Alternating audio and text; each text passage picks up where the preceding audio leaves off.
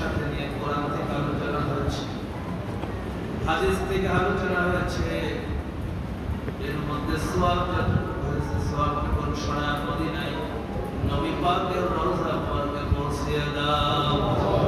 হযরত আদম আলাইহিস সালাম থেকে শুরু করে পর্যন্ত যত মুমিন মুমিনাত গহীন কবরে শহীদ আছে আল্লাহ, কবরের উপরে সওয়াবগুলো তুমি বখশিশ করে দাও। খাস করে রব্বুল আলামিন আমাদের পিতামাতা যারা অনেক কষ্ট করে আমাদেরকে লালন পালন করেছে, নিজে না খেয়ে সন্তানকে খাওয়াইছে, নিজে কষ্ট করেছে সন্তানকে কষ্ট দেয় নাই, সেই পিতামাতা অনেকের কবর সজ্জায় শায়িত আছে আল্লাহ। তোমার কাছে বিনতি করার কণ্ঠ নিয়ে হাত তুলেছি আল্লাহ, ওই পিতামাতার জীবনের গুনাহ খাতা আল্লাহ তুমি মাফ করে দাও। কবরগুলিকে নূরে আলোকিত করে দাও, কবরগুলিকে তুমি জান্নাতের বাগান বানিয়ে দাও। রব্বুল আলামিন আমাদের দাদা দাদি নানা নানি শ্বশুর শাশুড়ি আত্মীয় যেখানে কবর শায়িত আছে মেহেরবানি করে কবরগুলিকে তুমি নূরে আলোকিত করে দাও। রব্বুল আলামিন এই মায়াধর গ্রামের আনাচে কানাচে কত লোক শায়িত আছে, কত লোক মুতাজ হয়ে বসে আছে, আমার জন্য তো দোয়া করে না।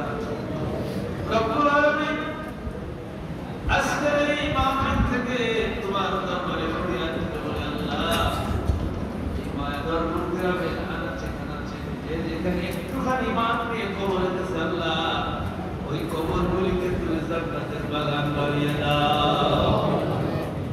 রব্বুল আলামিন আমরা গুনাহগার বান্দা, হাত তুলেছি, আমাদের জীবনের গুনাহ মাফ করে দাও। গুনাহ করেছি, গুনাহ কথা মনে হলে তোমার দরবারে হাত তুলে দোয়া করতে লজ্জা লাগে, এরপরে নিরাশ হই নাই, কারণ তুমি তো কোরআনে বলেছো লা তাকনাতু মির রাহমাতিল্লাহ।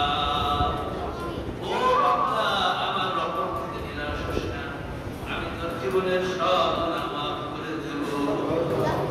যখন কোরআনের এই আয়াতটা সামনে আসে, বুক ভরা আশা করে তোমার দরবারে হাত তুলি আল্লাহ, আমাদের জীবনের সকলের গুনাহ খাতা আল্লাহ তুমি মাফ করে দাও।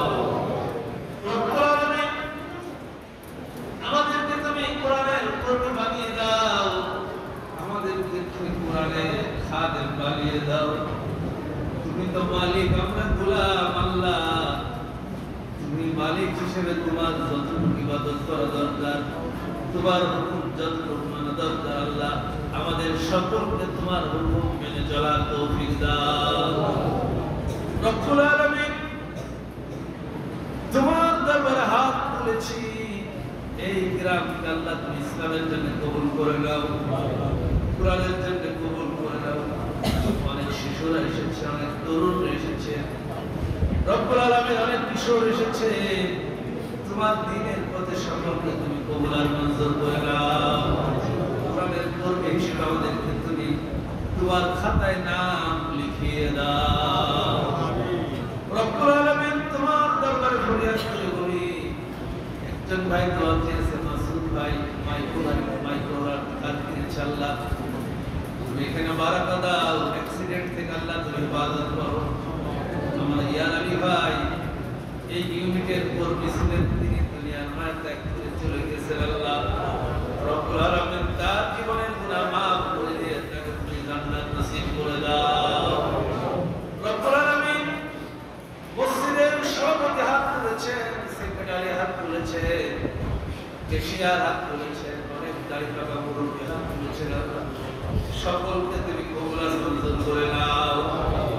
দিন কায়েমের পথে কোরআনের পথে আল্লাহ রাব্বুল আলামিন আমাদের সকলকে একসাথে কাজ করার তৌফিক দিয়ে দাও। রব্বুল আলামিন আমাদের মধ্যে অনেক অসুস্থ আছে আল্লাহ, সুস্থতা নিয়ামত দাও। সুস্থতা তো তোমার হাতে রব্বুল আলামিন, তুমি চাইলে সুস্থতা দিতে পারো, আবার চাইলে তুমি রোগকে বাড়িয়ে দিতে পারো। আল্লাহ তোমার দরবারে ফরিয়াদ করে বলি, আমাদের সকলের জীবনে তুমি সুস্থতার নিয়ামত দাও।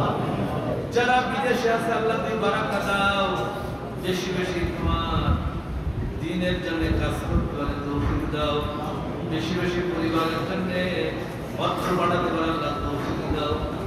রব্বুল আলামিন, খুব কষ্ট লাগে যখন দেখি ফিলিস্তিনের অবশ শিশুরা খাদ্য আনার জন্য গেছে, আর ইসরায়েলের শয়তানগুলো শিশু বাচ্চাদের যেগুলি করে করে শেষ করে দিচ্ছে।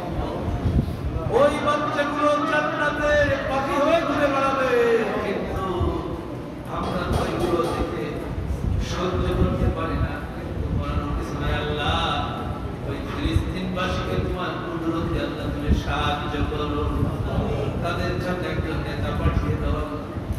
তামাম পৃথিবীর মুসলমানদেরকে নেতৃত্ব দেওয়ার জন্য একজন মোহর তুমি পয়দা করে দাও। বাংলাদেশের তোমার খাস রহমত বর্ষণ করো আল্লাহ। বাংলাদেশের স্বাধীনতার সার্বভৌমত্ব আল্লাহ হেফাজত করো। মুসলমানদের মধ্যে ভ্রাতৃত্ব বাড়িয়ে দাও, মুসলমানদের মধ্যে ঐক্য কায়েম করে দাও। রব্বুল আলামিন, আজকের এই বাপের বাস্তবায়ন করার জন্য যারা অর্থনৈতিকভাবে সহযোগিতা করেছেন, শ্রম দিয়েছেন, বুদ্ধি দিয়েছেন, রব্বুল আলামিন, কিয়ামতের দিন মুসিবতের সময় যখন সন্তান তার পিতাকে চিনবে না, মাকে চিনবে না, মা তার সন্তানকে চিনবে না, ওই মুহূর্তে আল্লাহ আজকের এই মাহফিল, আজকের এই আলোচনা সভা আমাদের সকলের জন্য আল্লাহ তুমি নাজাতের ওসিলা বানিয়ে দাও।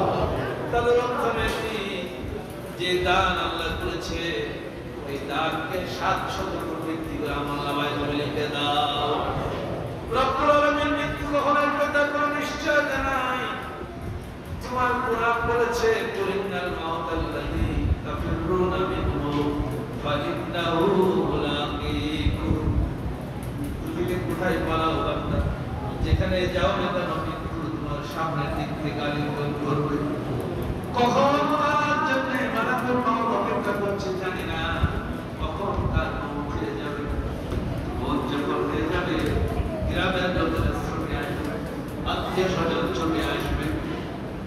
কেউ কখনের কাপড় বানারে ব্যস্ত হয়ে পড়বে, কেউ কবর গোছার কাজে ব্যস্ত হয়ে পড়বে। ঘর থেকে লাশটাকে বের করে ফেলবে, গরম পানিতে গোসল দেবে, 3 টুকরা সাদা কাপড়ের কাপড় পরানো হবে, খাটিয়ে আরো উঠানো হবে, কাঁদতে করে কবরের কাছে দিয়ে যাবে। কবরের মধ্যে শুয়ে দেবে, কবরের উপরে বাঁশ বিছিয়ে দিয়ে যখন মাটিগুলো চাপা দিয়ে দেবে, কবরের গহীন অন্ধকার হয়ে যাবে। নবী বলেছে, আন-নাসু ফিল কবরি